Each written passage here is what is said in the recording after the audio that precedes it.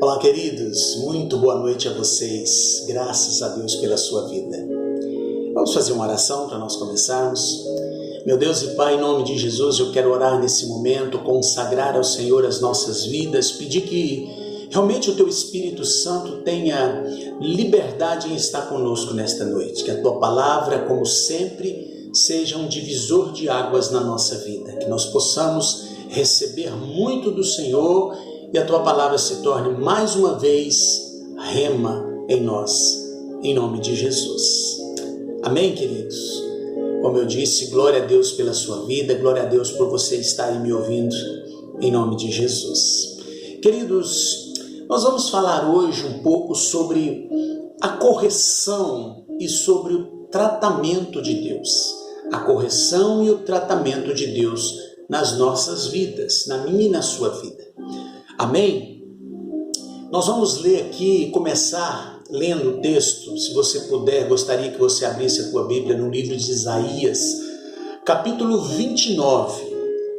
Nós vamos ler o capítulo 29 de Isaías, nós vamos ler a partir do versículo 10.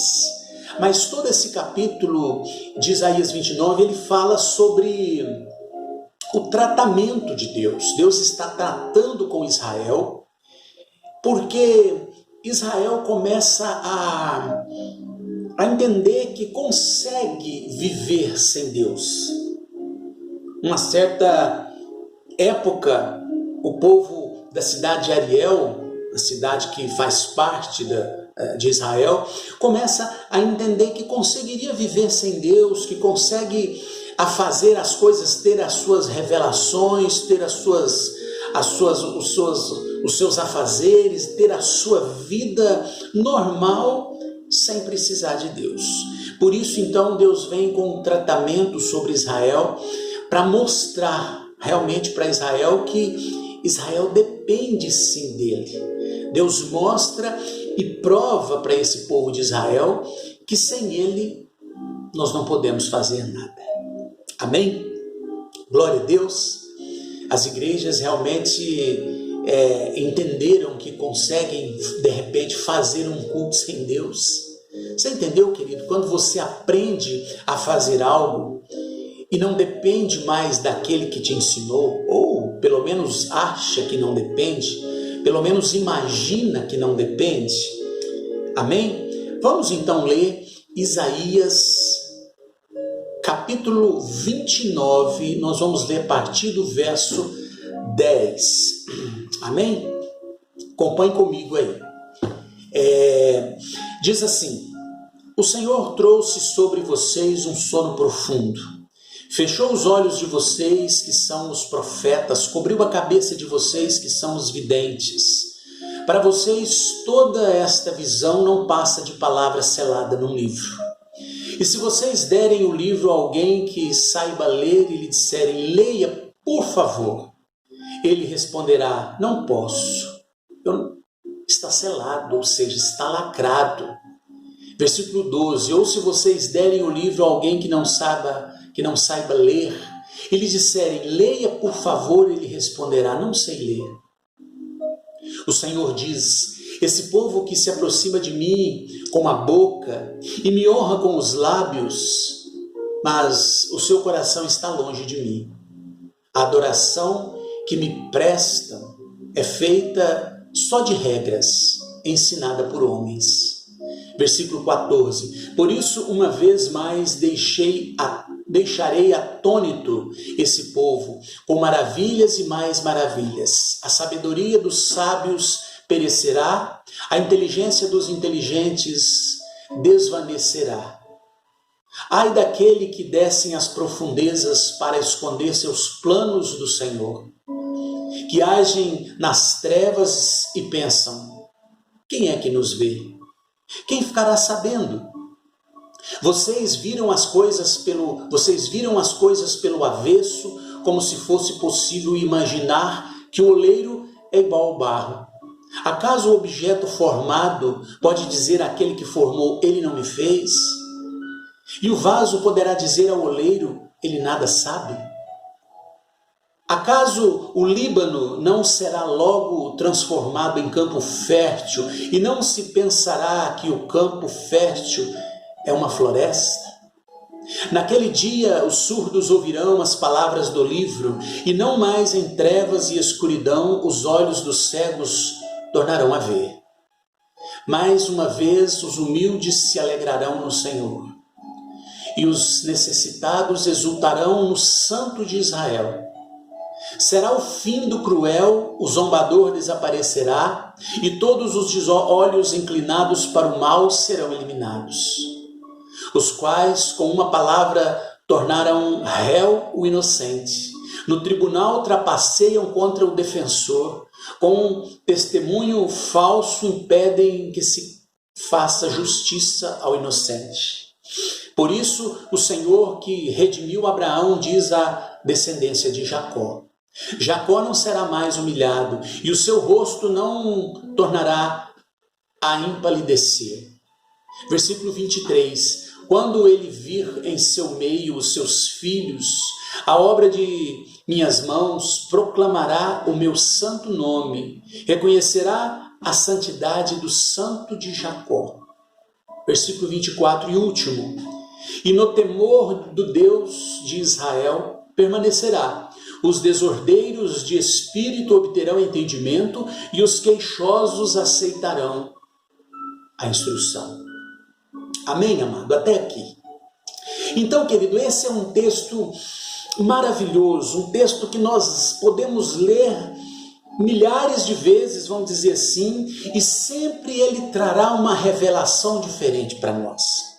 Porque ele traz revelação para todo aquele que necessita de uma revelação ou necessita de uma palavra para a sua vida.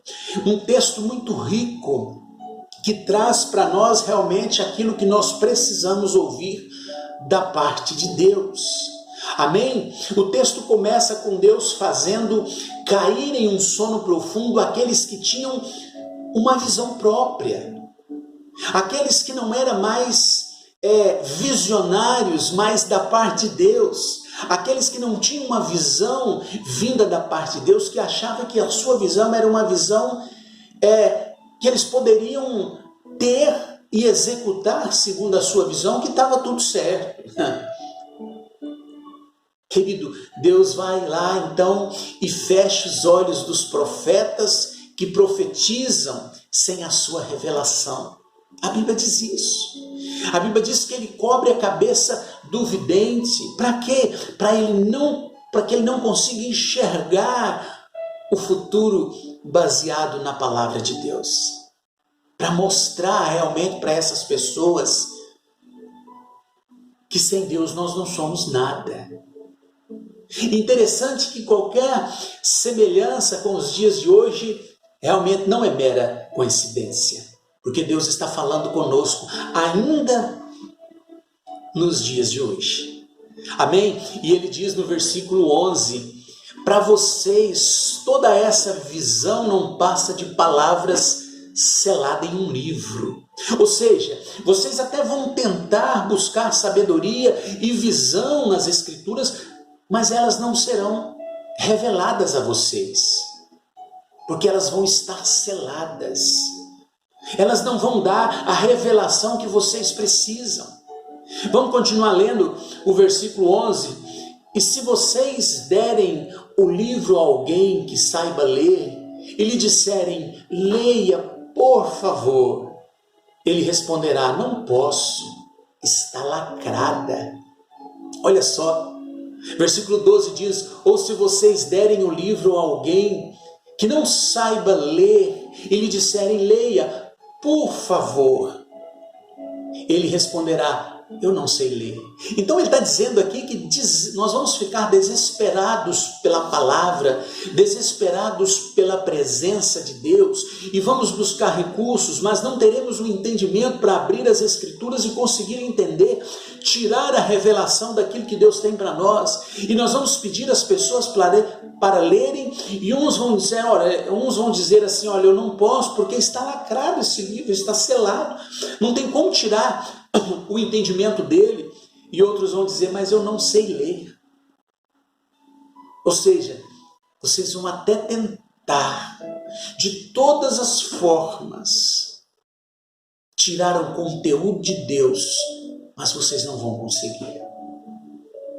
Porque estão passando por um processo de tratamento e correção. Enquanto nós estamos em um processo de tratamento e correção, Deus realmente vai nos fazer ser tratados. Nós precisamos aprender que quando vivíamos com Deus era muito melhor do que quando vivemos sem Ele. Então, era um povo que se tornaram arrogantes, um povo que se tornaram altivos, independentes de Deus, seguindo e obedecendo apenas regras humanas. Amado, é o que acontece hoje. Hoje acontece muito isso no meio do povo de Deus, no meio de outros povos, mas acontece muito isso. Pessoas acham que sabem tudo, mas no fim não sabem nada. Sem Deus não há sabedoria para as nossas vidas. Amém, querido? Nós vimos pessoas pregando, pessoas falando asneira, sabe, heresias, porque perderam o entendimento, perderam o foco, perderam a direção. Como eu disse no começo, aprenderam como fazer um culto sem Deus, aprenderam a executar algo, Deus não estando presente. Amado, é muito sério isso. É muito sério, nós precisamos aprender e entender que nós somos necessitados de Deus em tudo que nós vamos fazer. Nós somos realmente dependentes de Deus na nossa vida. O versículo 13 diz assim: o Senhor diz: esse povo se aproxima de mim com a boca e me honra com seus lábios, mas o seu coração está longe de mim. A adoração que me prestam é feita só de regras, ensinada por homens. Amado, interessante que o mundo está cheio disso. Mas a Bíblia diz que o Senhor procura aqueles que o adoram em espírito e em verdade. Como você, como eu, como aquele cristão fiel que busca o Senhor em tudo que vai fazer, que busca uma resposta de Deus em todas as decisões que vão tomar, porque entenderam que são dependentes de Deus. E é isso, nós somos dependentes completamente de Deus. Amém, amado? Nós temos que revogar aquele chamado do mundo para as nossas vidas, revogar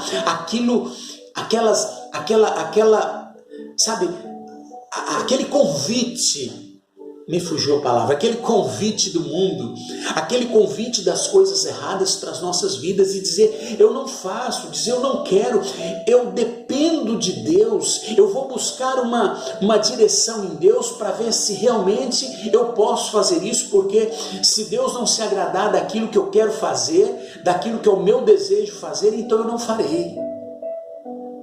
Porque as vontades de Deus, elas são maiores do que as nossas. Os desejos de Deus para mim é muito melhor do que os meus próprios. Amém? O versículo 14 diz: por isso, uma vez mais, deixarei atônito esse povo com maravilhas e mais maravilhas. A sabedoria dos sábios perecerá, a inteligência dos inteligentes se desvanecerá. Então, querido, Deus ele vai retirar a sabedoria e a inteligência do povo, e então aí sim ele opera grandes sinais e maravilhas e prova para aquele povo, tanto aquele povo da época que nós lemos em Isaías, quanto o povo de hoje, que sem ele nada podemos fazer. Você viu que interessante? Porque ele diz ali que ele vai tirar realmente a sabedoria dos sábios perecerá. Ou seja, vai acabar. Aquela pessoa que se diz muito sábio, ela não terá mais sabedoria. A inteligência dos inteligentes se desvanecerá. Ou seja, eu vou tirar isso do povo, e aí o povo vai entender que aquilo que eles faziam, que toda aquela inteligência que eles tinham, partia de mim, que sou Deus. Deus está dizendo isso. É o que Deus está dizendo nessa palavra. O versículo 15 ao 17 diz assim: ai daqueles que descem às profundezas para esconder seus planos do Senhor, que agem nas trevas e pensam: quem é que nos vê? Quem ficará sabendo? Vocês viram as coisas pelo avesso, como se fosse possível imaginar que o oleiro é igual ao barro. Acaso o objeto formado pode dizer aquele que o formou, ele não me fez? E o vaso poderá dizer ao oleiro, ele nada sabe? Acaso o Líbano não será logo transformado em campo fértil? E não se pensará que o campo fértil é uma floresta? Amados, nós agimos como uns insensatos. Nós agimos muitas vezes sem sabedoria e inteligência quando nós pensamos que podemos esconder alguma coisa de Deus. Nós não podemos esconder nada do Senhor. Nós agimos como autossuficiente quando nós dizemos: quem é que nos vê? Quem ficará sabendo? Ele diz: o vaso, nós, não pode dizer ao oleiro, Deus, você não me fez. Ou o vaso não pode dizer ao oleiro que ele nada sabe. É muito forte esse versículo. Afinal de contas, se o oleiro não colocasse as mãos no barro, não teria vaso. Se Deus não colocasse as mãos em nós, não teria restituição, não teria restauração, não teria conversão. Se é que você me entende. Aí, a partir do verso 18, até aqui ele está trabalhando, ele está mostrando que realmente somos dependentes dele. E aí a partir do verso 18, depois que Deus traz a correção a Israel, ele então começa a fazer a libertação do povo. Olha que tremendo isso. E nós entendemos também nos dias de hoje que essa cura e essa libertação é uma preparação para o Maranata do Pai. É uma preparação para aquele grande dia. É muito forte porque nós vivemos nos dias de hoje, querido, procurando entender Deus, mas não querendo nos entregar completamente a Ele. Não, dessa parte eu cuido. Deixa que da minha vida eu sei o que faço, mas eu queria saber mais de Deus, eu queria conhecer mais de Deus. Então nós precisamos nos entregar nas mãos dele para sermos tratados, para ser trabalhado em nós a nossa vida. Amém?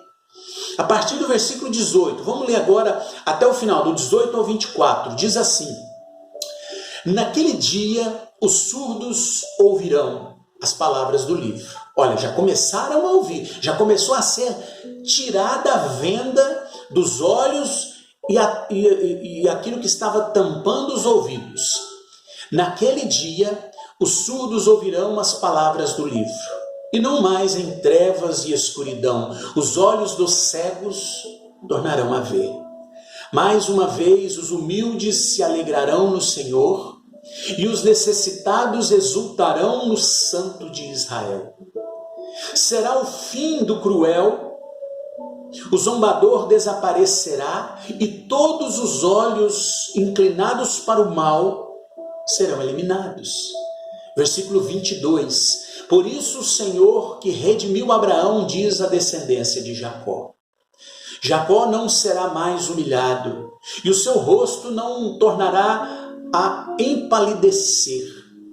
Quando ele vier em seu meio, os seus filhos, a obra de minhas mãos, proclamará o meu santo nome. Reconhecerá a santidade do santo de Jacó. E versículo 24. E no temor do Deus de Israel permanecerá. Os desorientados de espírito obterão entendimentos, e os queixosos aceitarão a instrução. Amado, que coisa linda! Nós precisamos entender que a correção de Deus é para nós uma bênção. A correção de Deus é para o nosso bem.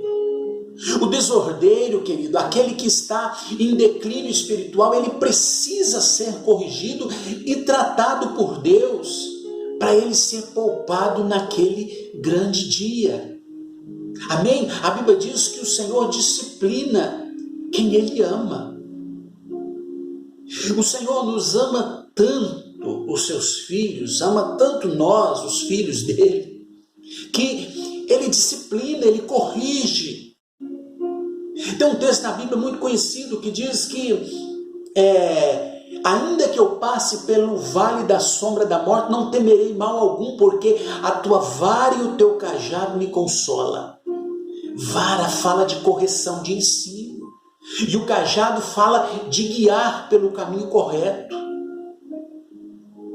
Interessante que nós temos muita dificuldade em aceitar a disciplina, tanto de Deus pela palavra, quanto por homens enviados por Deus. Nós precisamos aceitar mais a correção de Deus. Às vezes nós abrimos a Bíblia e nós lemos, chegamos em um texto que confronta a nossa vida, que aponta o dedo para nós e diz: olha, você está errado, você precisa mudar a sua vida. E nós encontramos um texto assim e nós não gostamos de ler esse texto, porque afinal de contas ele confronta a nossa vida.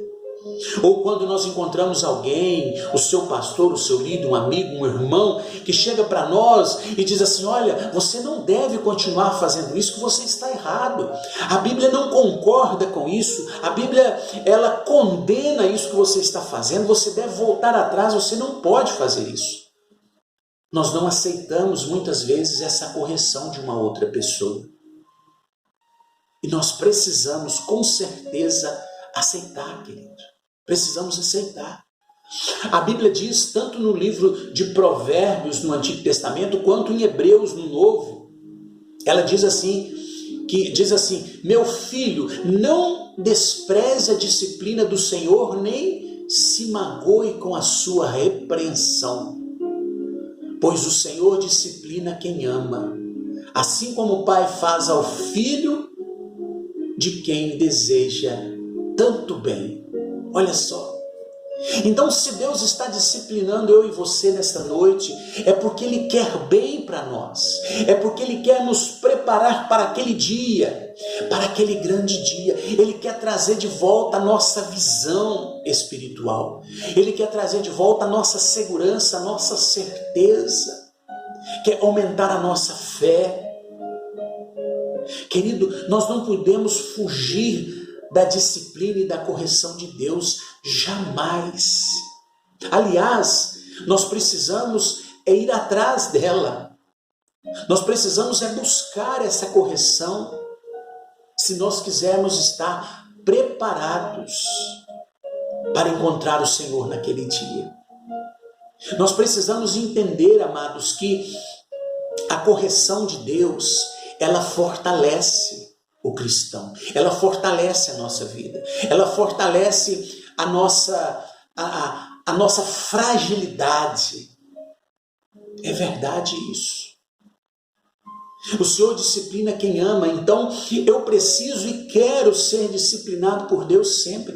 Nós temos do que nos arrependermos todos os dias e voltarmos atrás e nos arrependermos.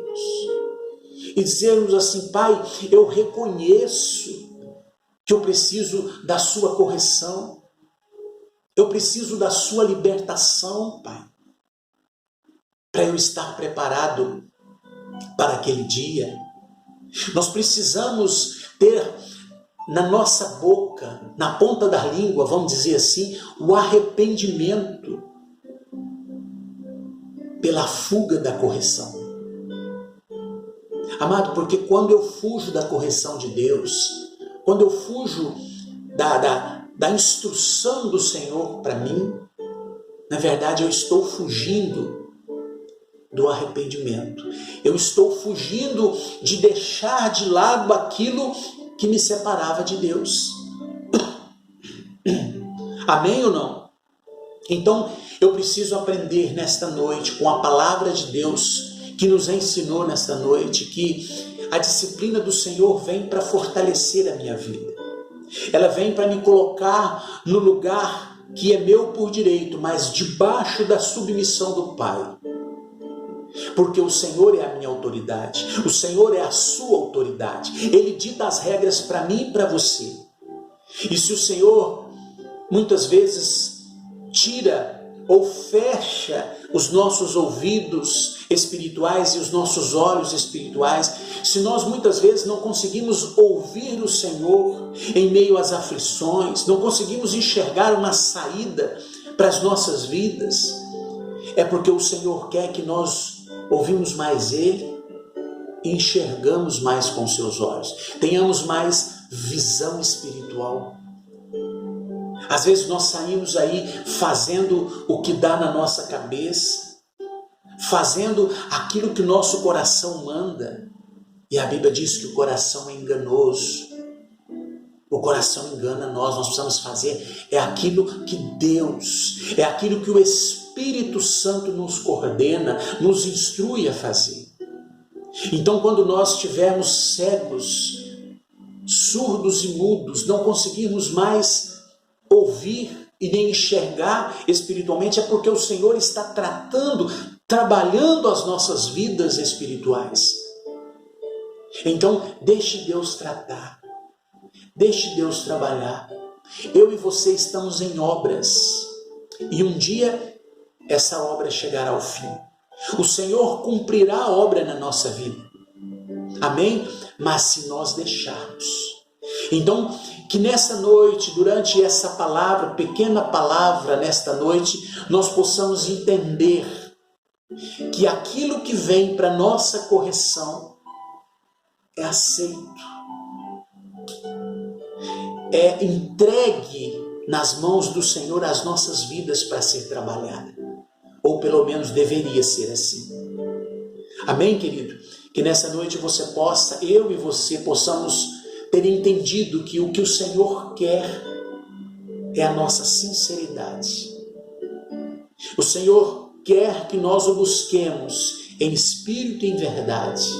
O Senhor quer que nós deixemos Ele trabalhar em nós aquilo que nós fazemos que não é a vontade dEle. Ele quer trabalhar para que nós possamos mudar a maneira de enxergar, a maneira de ver e dar mais ouvidos à sua voz e à sua direção. Amém? Com certeza naquele dia estaremos prontos e preparados para o reino do céu. Amém, querido? Glória a Deus pela sua vida. Espero que realmente você tenha recebido muito da palavra do Senhor nesta noite e que o Espírito Santo possa te conduzir em segurança para os braços do Pai. Amém? Vamos orar para que o Senhor cele essa palavra. Amém? Deus Pai Todo-Poderoso, eu quero orar nesta noite. Eu quero buscar a presença do Senhor para os meus irmãos, para mim e para os meus irmãos que estão me ouvindo e me assistindo nessa noite. Eu peço que o Espírito Santo trabalhe em nós, que o Espírito Santo nos revele, mostre que realmente nós necessitamos tanto do Senhor, que sem o Senhor nada podemos fazer, que somos dependentes do Senhor em tudo, Pai. Revela para nós que muitas das vezes a nossa visão, o nosso ouvir e o nosso falar é apagado de nós para que possamos ser trabalhados pelo Pai. O Pai quer que nós enxergamos com seus olhos. O Pai quer que nós ouvimos aquilo que é a instrução dEle. Quer que a gente fale aquilo que é a sua vontade. Meu Deus, que o Senhor abençoe plenamente a vida do casal, a vida da criança, do jovem, do adulto, do velho. Que o Senhor abençoe plenamente aquele, Deus, que tem passado por tantas lutas e dificuldades. Que o Senhor abençoe, Senhor, o trabalho dessa pessoa. Que o Senhor abençoe, ó Deus, a vida financeira dessa outra pessoa. Que o Senhor, ó Deus, possa abrir as janelas do céu e derramar bênção sobre cada um desses que estão me ouvindo nesta noite. Eu declaro o poder de Deus sobre a vida de cada uma pessoa, Pai, dessas que estão me ouvindo. E que o Senhor realmente faça valer a sua palavra de vitória na vida de cada um de nós, no nome de Jesus Cristo. E você diz amém e glórias a Deus. Amém, querido? Que Deus abençoe muito a sua vida, que você seja muito abençoado no seu entrar, muito abençoado no seu sair, que você permaneça nos caminhos do Senhor e que jamais o abandone, que você nunca se desvie para a direita ou para a esquerda, mas que você permaneça fielmente na palavra do Senhor, no nome de Jesus. Amém? Deus abençoe, tenha uma semana de vitória, de bênção. Como sempre, na quarta-feira estaremos aqui online para a nossa reunião de célula. E no próximo domingo, novamente, eu aqui e você aí, preparados para entrarmos no reino do céu. Amém? Deus abençoe e fique na paz.